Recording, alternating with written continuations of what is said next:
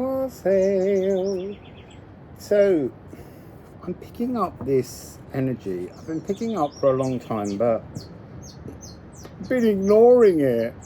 In Norse mythology, it's known as Vörðr.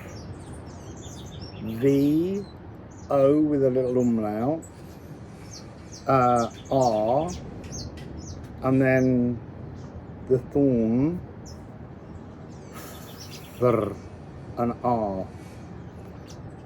And it's some kind of, officially, a spirit that stays with you throughout your life.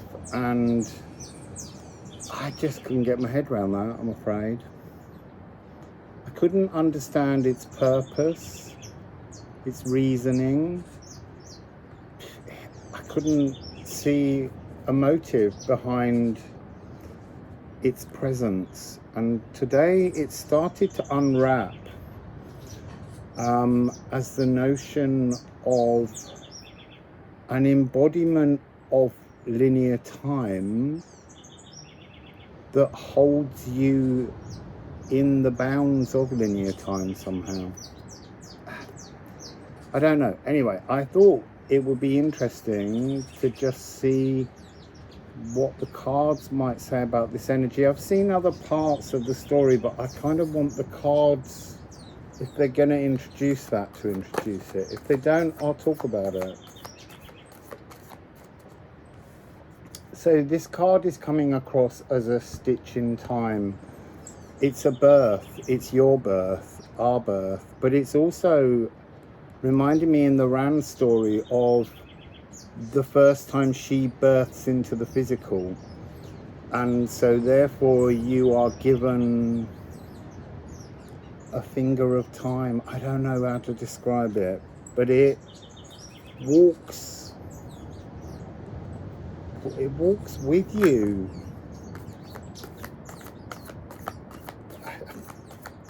It walks with you.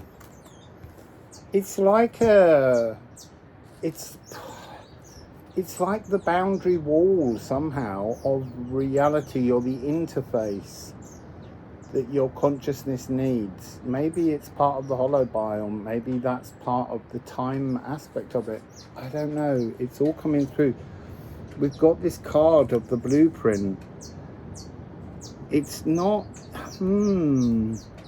it's like it's recording all, it's remembering all on your walk through the physical in this moment. But it's also, it's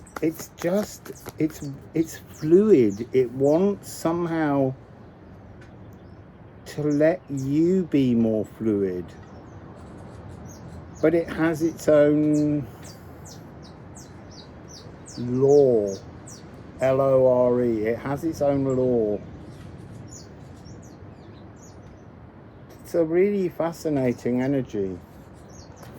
A glove of time or something, a skin, a membrane, an interface. Interesting, it came alone. And it's coming across as a card of, well, patience, but also, how do I want to say it? Like it doesn't care.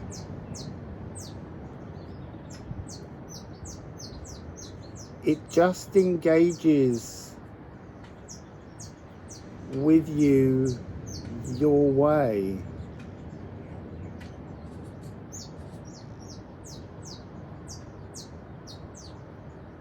But somehow it's awaiting a sacrifice, and they're saying, and the sacrifice is comfort, and letting go of all comforts to reach for the same hand but somewhere else.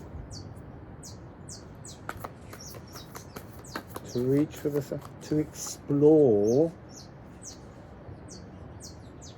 to alchemize there's something in this of being in a cosmic wave that is foaming from within the swelterness. It's an energy of to eject, but it needs some kind of letting go of one hand and reaching for the same hand.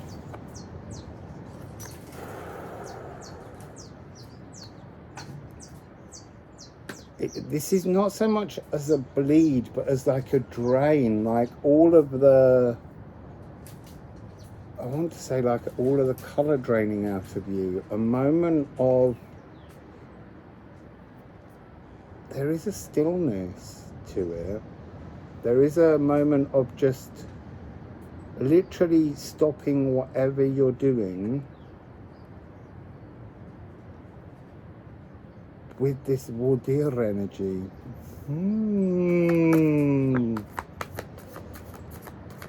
So a little bit more, please. It's playful. I'm getting a real sense of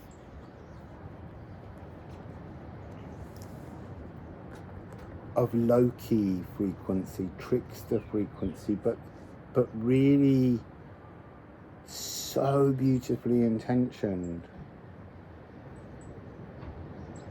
Do you know there's an energy here of being lost from the magic? You're lost from the magic.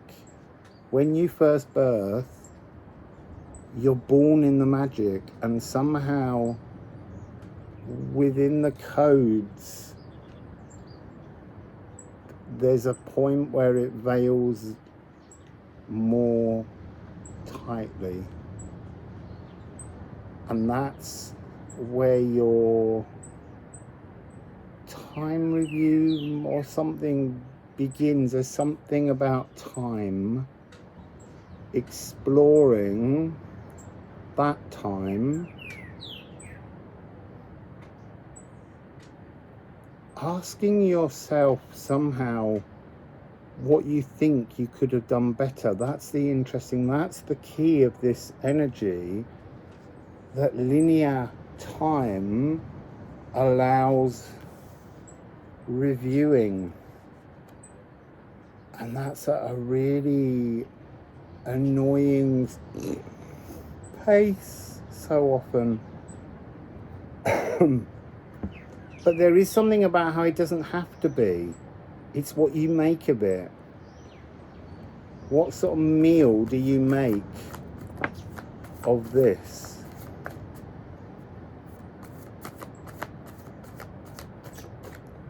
Oh, look, it's so interesting. I couldn't see both cards, but this one's under this one. How long do you review you? How long do you keep reviewing? Because at the moment you can do it for all of the time you have left. There's something about that here. And underneath explore is coming the gathering. It's like the more we explore ourselves, the longer we keep that going, the longer we're putting off the energy of a collective gathering, of a kind of utopian dream. Because it's in dreams, in imaginings, that we create the future storehouse that feeds now. Again, I'm getting this message. Give all your fears to the earth. Give all your fears to the earth, to the natural world. Because the natural world doesn't want you in that frequency, because the natural world is also trying to heal. We are in a holobiont relationship with the earth, and we're all behaving like rogue bacteria. And we all need to feed the earth with the things we don't like, because then the earth can fix that. The earth can take the nutrients in that. And what are the nutrients? To heal, to be a place where you love your host so much. It's got that kind of feel. And this is this being present in time, in the linear. What's the purpose? To sift chaos into order, but into the most wonderful community-based, harmonious energy. But we have to make it that. So I'm going to put a card over the 4 at the beginning. Bearing fruits. So going over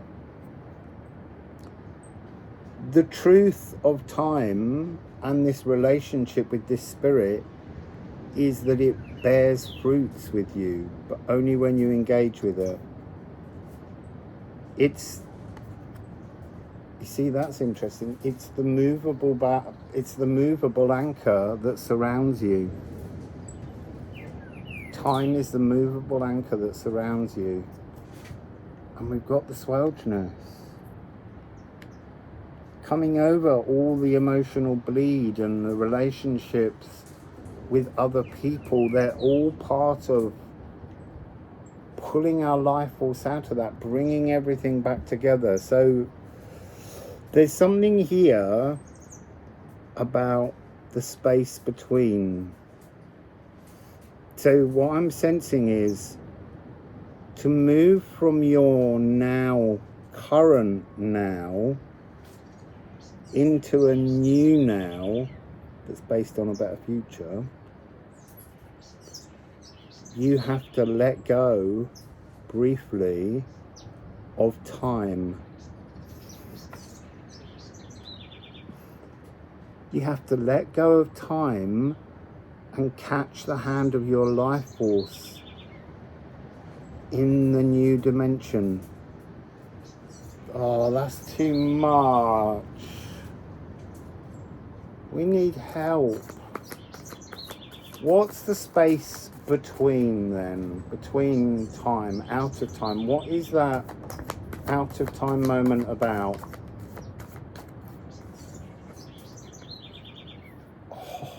Resistance to change, to deep transformations, a resistance to deep transformations. And if we embrace it, it's a card down here. It's saying it's a thorn.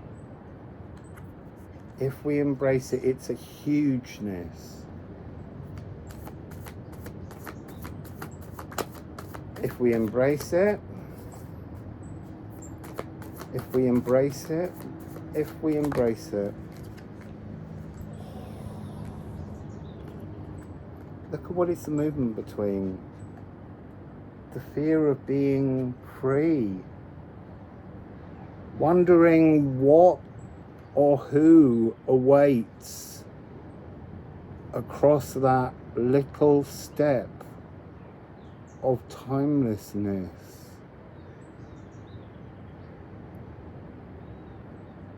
Because your life force is protected, but there's still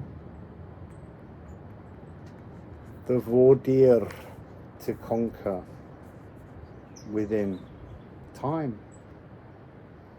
Okay. Wassail.